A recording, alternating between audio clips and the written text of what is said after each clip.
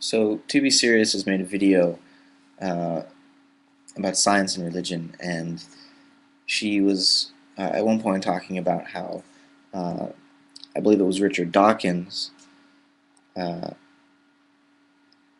who had suggested that supernaturalism and religion, in their descriptions of the universe, don't necessarily have a monopoly on the evocation of wonder.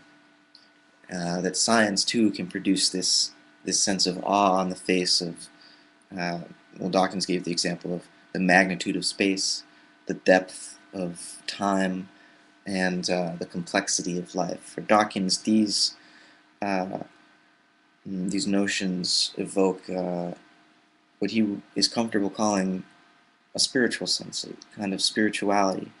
But he was a little uneasy um, about suggesting this because he didn't want spirituality to be confused with supernaturalism.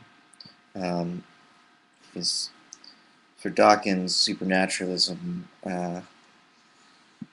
well, it puts some very important aspect of reality outside the reach of science as we've come to understand it.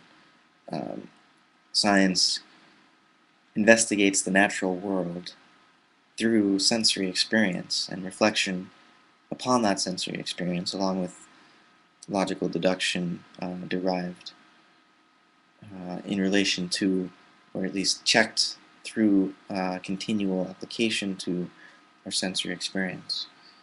Um, Whereas the supernatural, at least according to Dawkins, would be something other, something that is elsewhere than nature, and so beyond the reach of the senses and uh, also the mind, our ability to reflect. Because I think Dawkins would be sort of philosophically, to the extent that he's conscious of his philosophical commitments, I'm not sure, but he's coming out of at least implicit sort of Humean empiricist skepticism, at least, um, well, in the sense that he doesn't think the mind has much in it that wasn't derived from a sensory experience. Now, maybe he recognizes the sense that through evolution, the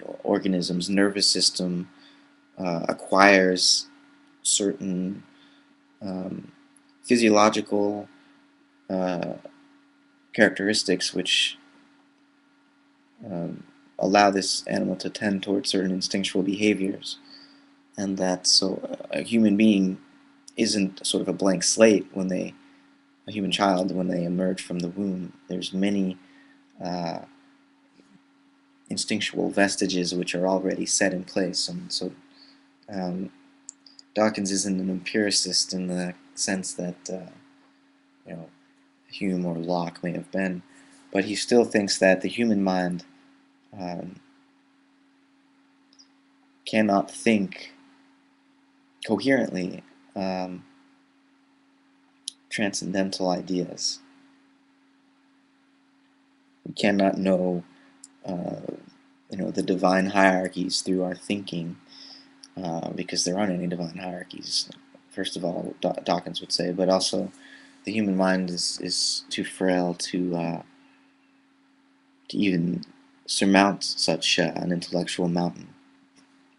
So supernaturalism is off limits, both because we can't sense it, we can't measure it, we can't measure the supernatural, nor can we reach it intellectually um, through mere reflection. At least we can't know anything for certainty with merely intellectual reflection upon theological matters. But then, uh, what is left out in this list that Dawkins gives of the magnitude of space, the depth of time, and the complexity of life? Not that he meant that list to be comprehensive, but um, it's not an accident, I think, that he left out human consciousness and the very fact that we are able to observe and understand the magnitude of space, the depth of time, and the complexity of life. Because the human being is part of the universe, but often in evoking the particular kind of wonder that a scientist like Dawkins wants to evoke, uh, he neglects the role played by the human, because to bring that aspect of what the scientific worldview is able to produce in the way of wonder to the surface would be to enter into a kind of supernaturalism, though an immanent supernaturalism, where spirit is now the human spirit. Um, because for me, what's wondrous and awesome and sublime about the the endless expanses of space and uh, the dark depths, the uncanny depths of time, and the uh, unending complexity of life. What's astonishing about these things is that I, as a thinking, rational consciousness, can know them. I mean, it's not just that I can know them; it's that they are as they are, but as they are in relation to my knowing and understanding. So it's that whole loop that includes not only the objective universe as studied in this abstract way by science, but the subject who comes to know this so-called objective natural world through intimate experimentation um, and interaction, which has gone on for hundreds and thousands of years. Um, so, science for me is an intimate communion with the created world that the human spirit is able to engage in. Uh, and what makes it wondrous for me is not that it was created by God. Uh, that is part of the wonder, I suppose. More so, I see that as a quite reasonable supposition.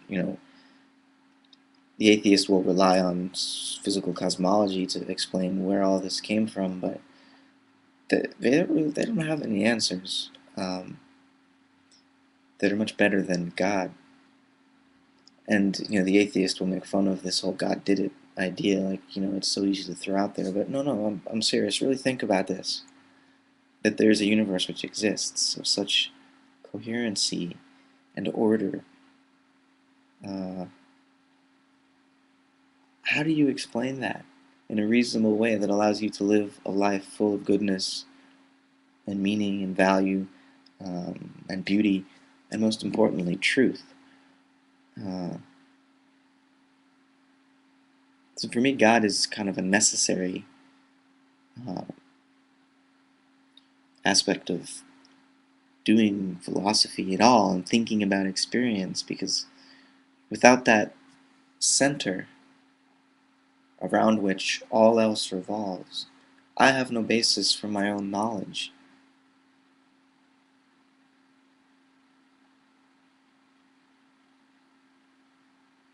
And so, for me, religion is of scientific importance, not because, like, say, someone like Daniel Dennett, I want to understand religion in this sort of,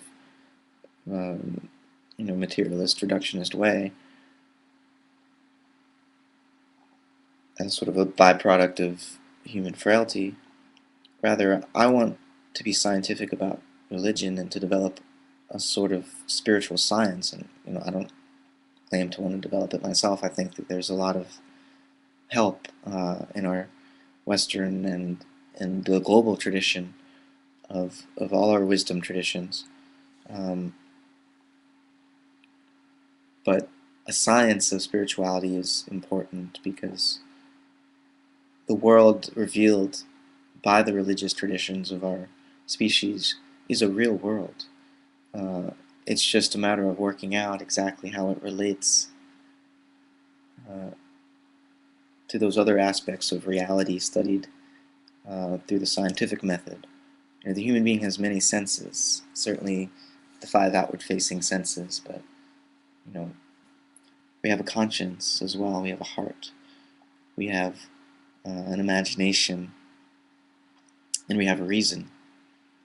And these give us access to worlds above the natural.